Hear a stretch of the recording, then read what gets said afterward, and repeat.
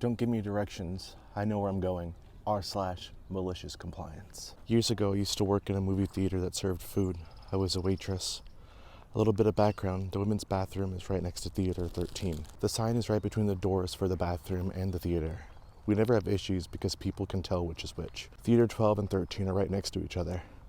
The sign for Theater 12 is right between the doors for 12 and 13. This sign does not confuse people since it is hard to tell which door it is referencing. And look, one night I was working and saw some One night I was working and saw some customers walk up. I greeted them and asked what theater they were looking for.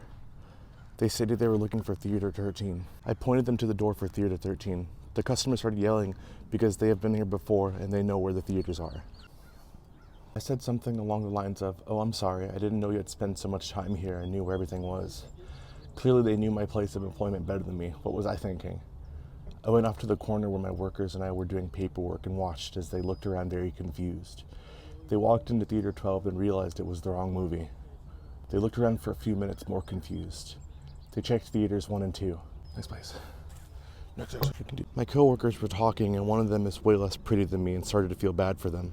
I told him not to help them. I didn't feel bad since he was rude and stated he couldn't find it himself. After 5 minutes of wandering around, the 3 men walked into the women's bathroom.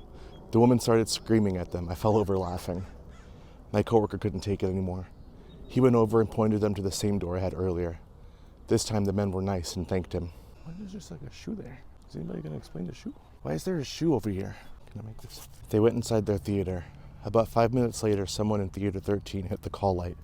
This light is labeled Press for Service. I was the server assigned to that theater. I came in and saw it was the same group. They immediately got mad and asked why I was bothering them. I showed them their help light was on.